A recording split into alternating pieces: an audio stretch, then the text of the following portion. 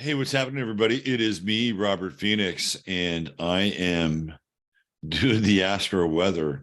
I know it's late, but really, it's not late where I am. In fact, it's the same time, theoretically, that I do the Astro Weather in Texas. I'm just in a different time zone. So I apologize for being, well, a little, theoretically, a little late. But I'm out here in the great state of California, and I am taking care of some family business, as they say. Hope everybody is having a good morning, because obviously in the East Coast, you are now even out of your morning. It's 1 o'clock, and you're moving through your day, or muddling through your day, whatever your current mode of interface with the world is. But here the sun is up, and it's California dreaming, baby. So we're going to get into some astro weather, start of the day, and of course I am going to jump over to my other channel, or actually my website, where we're going to do 15 minutes of flame as well. It's just, again, staggering. Now tomorrow I'm going to try to get back to the old schedule. What is tomorrow? Tomorrow's Friday, right? Oh, so tomorrow at 12 noon for sure, Central Standard Time, for the Friday forecast. It'll be a little bit later here, but that'll go off business as usual. And then what I'm going to try to do tomorrow is do an astro weather as a lead-in to the Friday forecast, and almost have it be its own separate show. It'll be a little bit later, but on Fridays we have the weekend, so I can talk about the weekend versus that particular day. So we'll do that tomorrow, and then we'll have Russ Winter on tomorrow as well. I don't know why I have this thing going on with my voice today. Maybe it's lack of sleep. Anyway, why don't we talk astro weather? Because that's why you're here. You're not here to hear about my fucking personal life. All right. So how is everybody doing, by the way? I mean, the energies have been pretty intense, pretty incendiary. That's the phrase that I would use, is incendiary. With all this Aries in there. But the thing about astrology is that has dualism built into it, and the energy of our current milieu, current astrological milieu. And I'll be happy to bring up the chart here. Give me 1 second.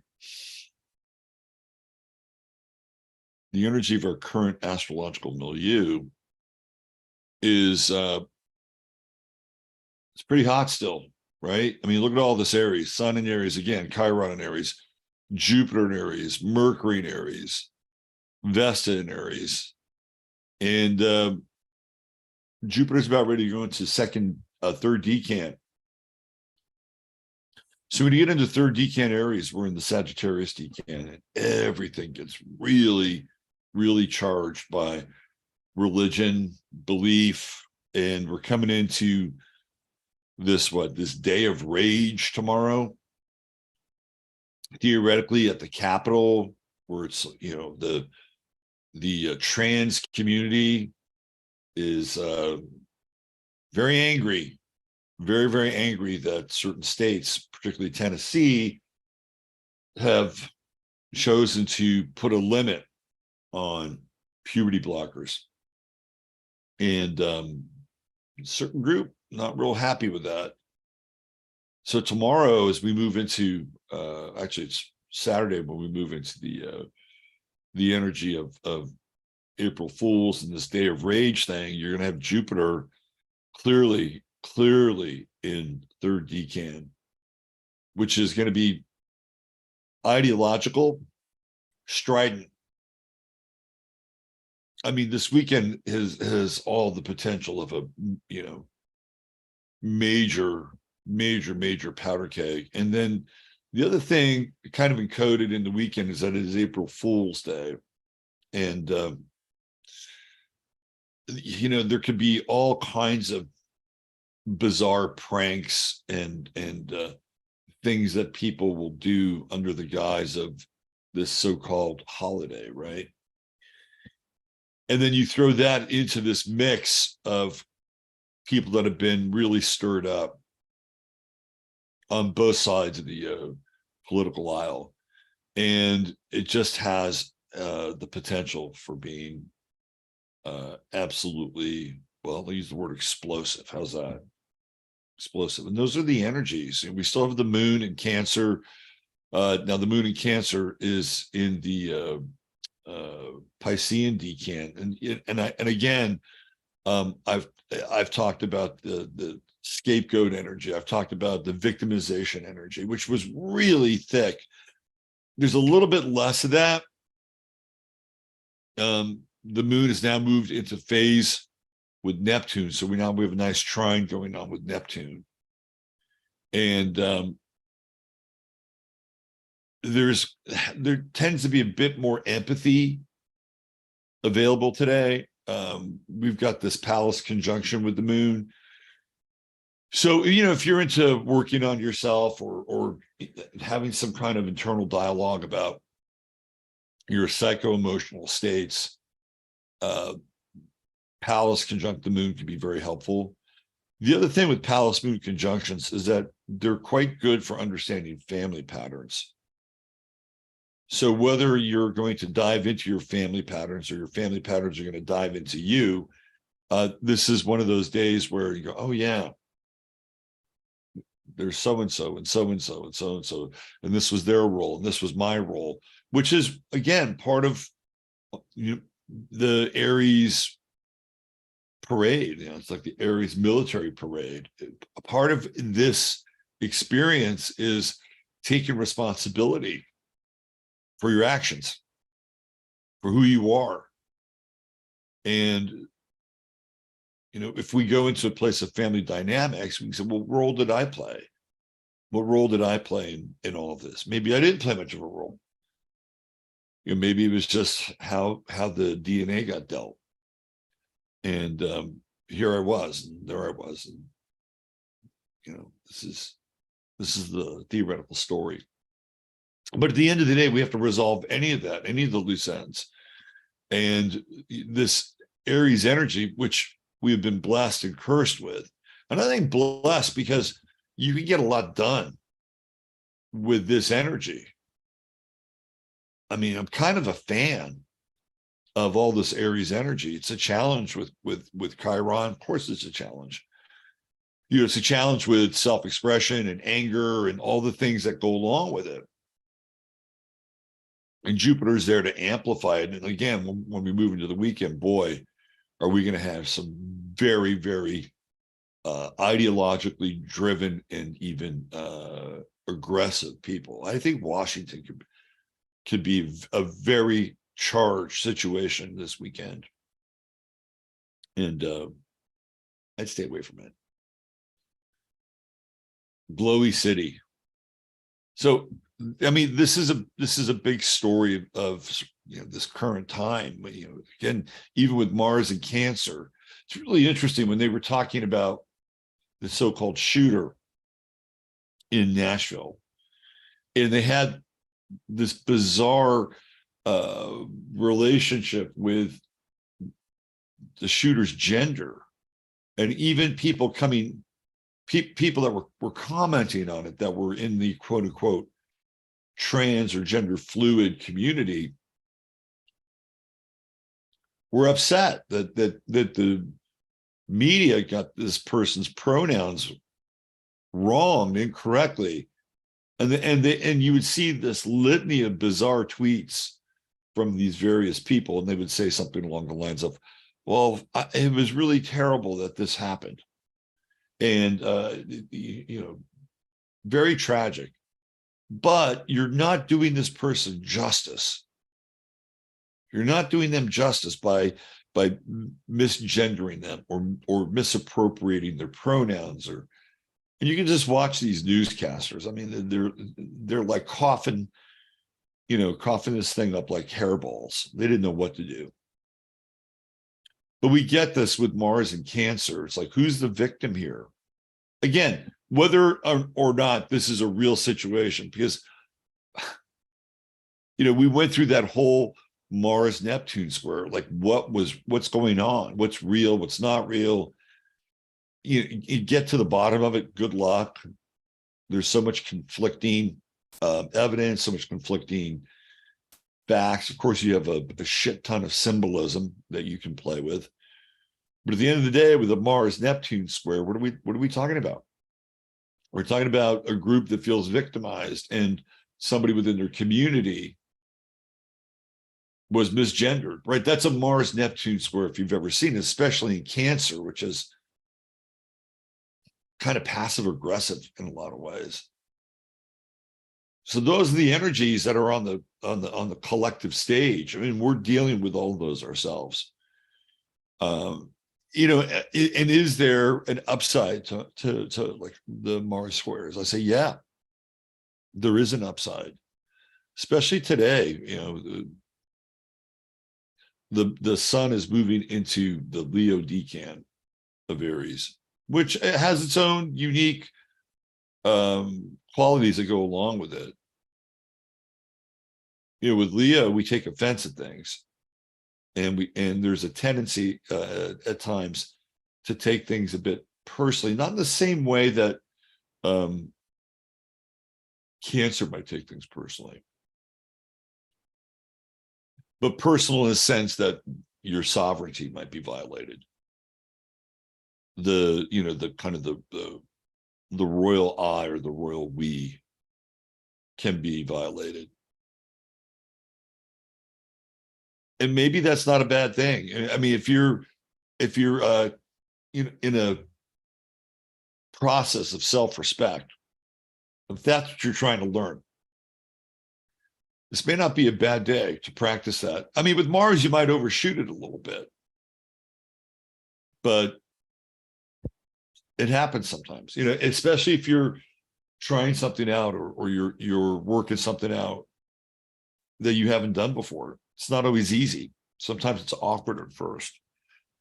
So I would say that that's a part of the energy of the day as well, even though a lot of you are already into it, which is this quest for self-respect and not being pushed around, really.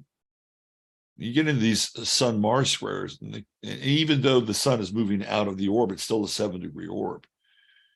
And maybe over the last 24 hours, you've already encountered some of that energy. But yesterday, the sun was in a different decan.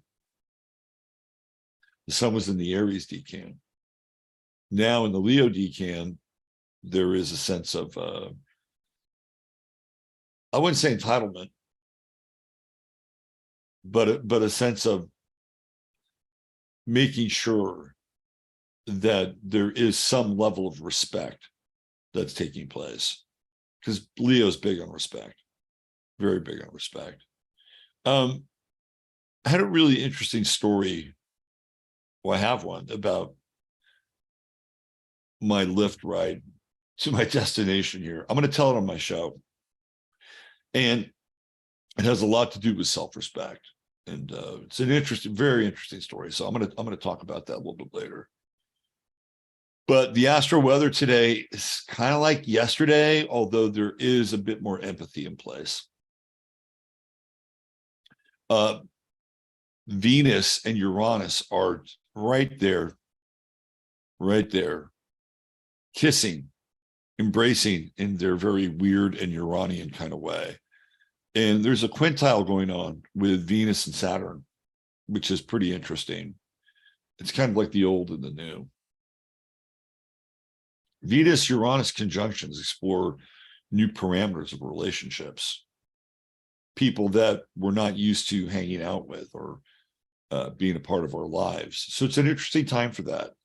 Like I kind of got into that last night when I got my Lyft ride. It's like, oh, what a story. It had to do with somebody from Afghanistan. They were on one of those planes that was leaving Afghanistan, and they left with nothing, absolutely nothing, just the clothes on their back. I'll talk more about that on 15 Minutes of Flame.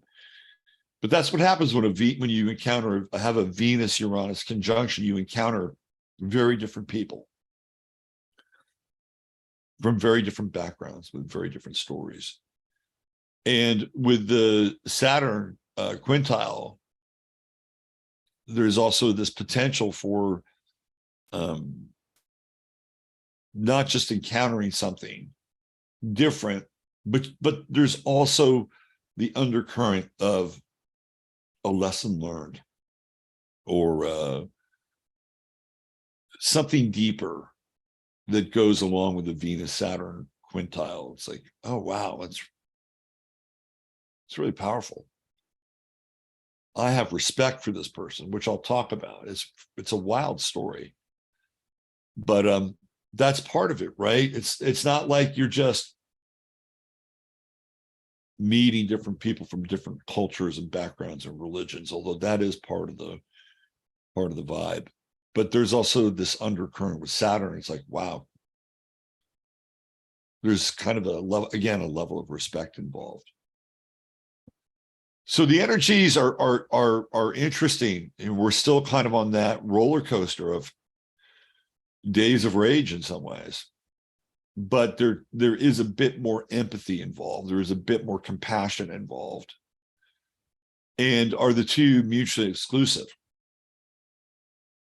Some people are just better at being compassionate and empathic, and they're able to kind of ride that wave. And when you ride the wave at a high level, it's very effective. It's very, very effective. If you ride the wave at kind of a lower level, then you're kind of in the zip code where, you know, feelings matter, feelings count, feelings over facts sometimes, right? And you can still be very empathic, and you can still be very compassionate, but there's a higher dimension with the Moon Neptune trine, where you kind of ride the waves over the top of this stuff, and you still are able to feel, but you're able to even feel at a higher and more, how do I say this? Well, I already said higher and to some degree more connected level. Think of an avatar and how somebody who's really enlightened could run a deeply empathic and compassionate program or response. Very powerful, extremely powerful. You know, so powerful that it could overwhelm the greatest resistance. So some people are good at that. And if you're good at that, this is one of your days where you can tap into that energy. And if you're not so good at it, you can tap into it as well. You can try it on for size and practice it. There's a lot of emotion in the air. So we have this really dynamic conflict space still, and standing up for things that are really important. Like, I don't think it's out of the question, you know, with the Sun Mars square, and you say to yourself, I'm not going to let that person shit on me anymore. I think it's a fine response. Enough is enough, right? You get into Leo, it's like enough is enough. And then you can come in with the Moon Neptune trine and temper it. And I think that's going to be the key for the energies today, is to be able to blend enough is enough, but also at a higher level. You might even be able to be instructive with it and share with people, do you know why enough is enough? Let me tell you why. And then they get it. They get, without being pedantic. Because if you tap into the emotion, people will understand it. They'll understand what you're attempting. You don't have to always explain yourself, but today is one of those days where if you needed to explain yourself, and you could say, well, put yourself in my shoes. I mean, that's the kind of energy, right? Moon, Neptune. Here, put yourself in my shoes. How would you feel if somebody did this to you in this way? Put yourself in my shoes. How would you feel if somebody who said they would be on time was late for the 6th time in a row? How would you feel about that? Well, I wouldn't feel very good about that. Would you feel disrespected? Well, I might. Yeah. Well, good. Because that's how I felt. And let's make it clear. The next time you're late, either the door's locked or I'm not showing up. Do you get it? Yeah, I get it. Great. That's what I'm talking about, right? I mean, this is the kind of energy that's available if you can work it like that. What else? Saturn is still in trine with Mars, 2-2. I love the Saturn Mars trine energy, or Mars trine Saturn energy. It's energy that builds.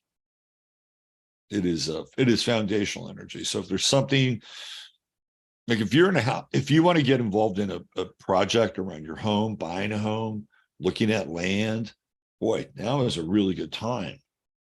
Now the market may not reflect it, but your ability to initiate and hang in there until you get what you need, this is a really good fire starter for that.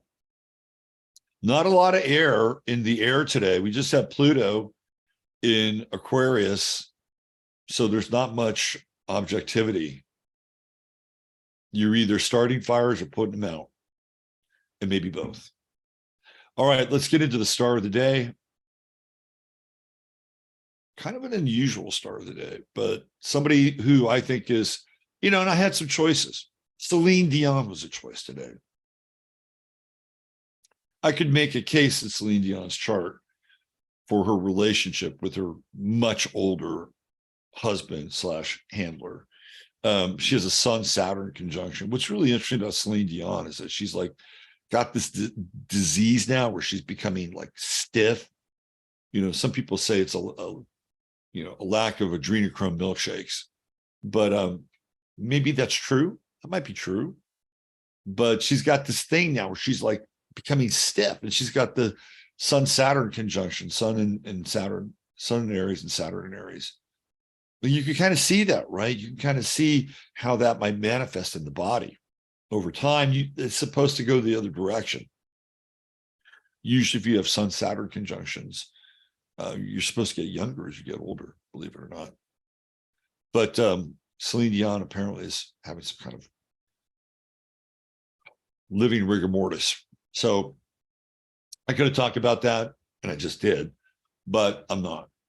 Today's MC Hammer's birthday, and you can see on the chart there, it says Oakland, and I'm in the zip code, and that's where MC Hammer is from. And I could have talked about MC Hammer. Interesting character, truly interesting character. And the thing that unites MC Hammer and Celine Dion is they both have sun in the midheaven. They're public figures, and Hammer, very interesting cat. When he was a kid, he worked for Charlie Finley, who owned the Oakland A's. And he was, for a brief period of time, he was the general manager of the team, because Major League Baseball, we got to have a general manager. Charlie Finley did everything. So at that time, he worked in the clubhouse for the A's. So he was around people like Reggie Jackson and Vida Blue and all these big stars. And he looked like Hank Aaron. So that's how he got the name Hammer, because that was Hank Aaron's name. They called him Hammer. And little MC Hammer was a snitch in the locker room, apparently, as well. He's an interesting character. Of course, he has those huge hits. You can't touch this, and Hammer Time, right? I guess that's part of the tune. I could have talked about Vincent van Gogh and looked at his schizophrenia and hacking off his ear and all those things that go along with Van Gogh. They were all worthy candidates. But today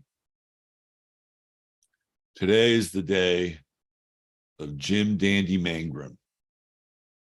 And you may ask yourself, who the fuck is Jim Dandy Mangrum? Well, ladies and gentlemen, particularly ladies, let me introduce you to Jim Dandy Mangrum. Jim Dandy Mangrum, also known as the Redneck Robert Plant, was the lead singer of Black Oak, Arkansas. And he gained the name Dandy because his band did a very successful version of a song called Jim Dandy to the Rescue. So therefore, he became known as Jim Dandy Mangrum. His name is Jim Mangrum. And the band, believe it or not, is from Arkansas. That's right. And you can see here where David Lee Roth copped Jim Dandy Mangrum's stage persona. I mean, this is David Lee Roth 1.0, and he's an Aries, so he's there first, right? And what is David Lee Roth? He's a Libra. So he's like, yeah, let me pull a little from this Jim Dandy character. And so I think he's interesting for a number of different reasons. Number one, he's a double Aries, and he's got this grand trine in fire. And when you watch these guys play, I mean, this guy had fucking charisma. Huge charisma. The Redneck Robert Plant had major charisma. He would also usually sport a major bulge in his pants, his tight-fitting pants down there, right? So, of course, Jim Dandy was a hit with the ladies. But you could just see the like the charisma and the fire in this chart. Pluto, Saturn, Mars, all in Leo, 5th house. This guy played hard and he worked hard. You could see it right there, right? And then he's still going. The band is still going. I could show you pictures of Jim Dandy now, and he doesn't look like Jim Dandy then. But Jim Dandy is still on the road in Black Oak, Arkansas, whatever version of the band, still plays, still tours. And you can see the longevity. You know, we can see, you know, the Saturn-Mars conjunction. It's a hard-working motherfucker, but he's going to play, right? He's going to play hard as well as work hard. He's got the moon in Sagittarius. He's got the, and he even has Jupiter in Sagittarius. He's kind of larger than life, right? In a lot of ways. I mean, he and his little bandmates from Black Oak, Arkansas, managed to get a record deal, and they're around for a while, and they had a big hit. And Jim Dandy is stuck around. Now he's got a kind of an interesting past, like a lot of guys in the rock and roll world. He spent some time in prison, so we have Mercury in the 12th house. In fact, the whole band got in trouble. They got in a kind of a big kind of drug deal, and they got very, very lucky. And he has this intercepted house in Pisces, probably something he doesn't really talk a lot about. And I would assume that there would have been some copious drug use at times in the Black Oak, Arkansas world. But what's interesting is he doesn't really have that kind of addiction affliction with Neptune. But this is a guy that I probably wouldn't want to be in a relationship with. Although, you know, with Pluto and Saturn and Mars conjunct in the 5th house, I mean, he could be capable of, you know, kind of that fixed and undying love. Like if he said, "I really love you," you'd probably feel it from this guy. It's like there wouldn't be any cognitive dissonance there, right?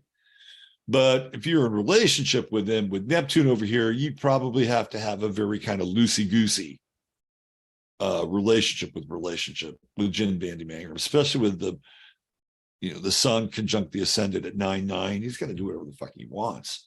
Although he was, I think, involved with Ruby Starr, who was the backup singer for Black Oak, Arkansas. And they were in a relationship together. And then Neptune in the 7th house could reflect that. It's artistic, it's creative. It's fluid. This is an interesting chart. In a lot of ways, This is like the chart of a guru, believe it or not.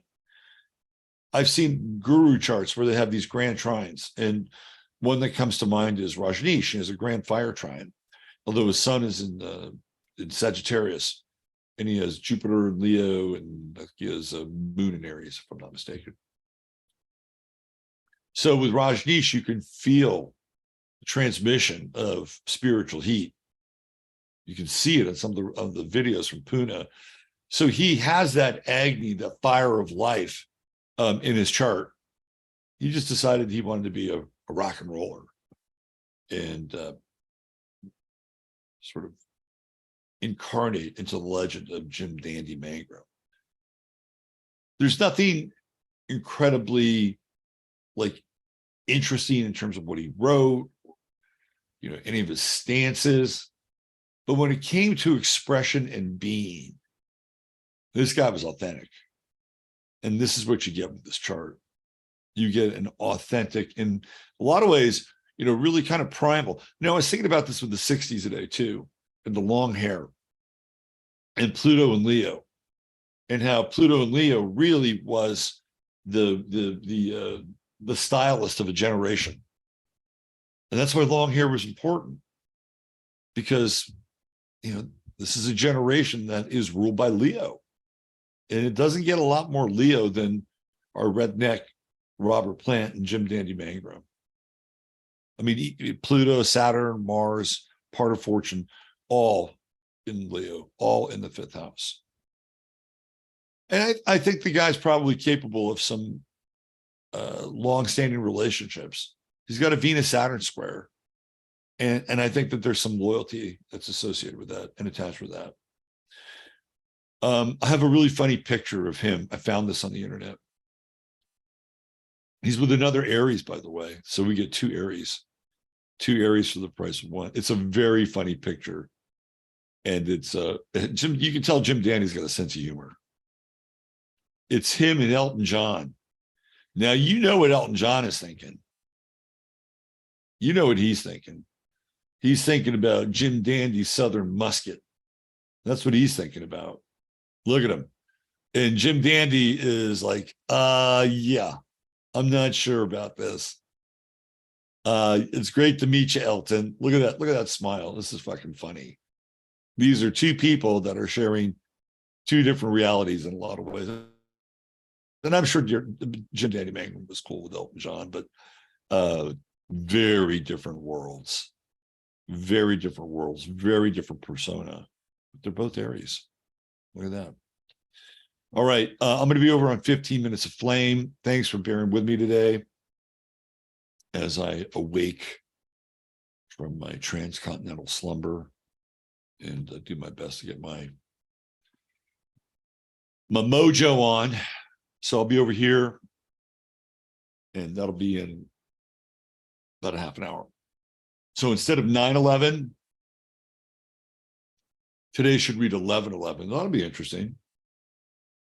So it'll be 9/11 here and 11/11 in Texas. Interesting. We'll see how it goes. Please join me. Yeah, we'll talk more about this Nashville thing, but there's more to talk about as well. There's a lot going on right now, and we're going to get into it. Yesterday, I kind of opened up a can of whoop ass on this Nashville thing and all these other events that are happening. You can find out more over here. If you're into CBD, truemscience.com is your friend. Ed is a friend of the show. It was a friend of me last night. I took my gummies coming off the plane, and it was little boom, boom, out with the lights. Great, great stuff. And I actually woke up with not a lot of sleep today, but I do feel fairly refreshed. And I like to think that it had to do with the quality of my sleep versus the length of my sleep. And the gummies get me there. And there's other, obviously, there's other products on Chris's site that you might be interested in. Very, very effective types of CBD. They're not all the same. So if you use the code 15MINS when you check out, you get free product. And everybody likes free product, right? Everybody likes free shit. So go on over there, and it's truehempscience.com. I leave a description. I'd like to leave you a subscription or a prescription, but I leave a description of where to go and how to get it in the show notes, which will be on this page shortly. So in the meantime, have a great day. For some of you, you're already deeply into it, and keep on moving. Don't stop. See ya.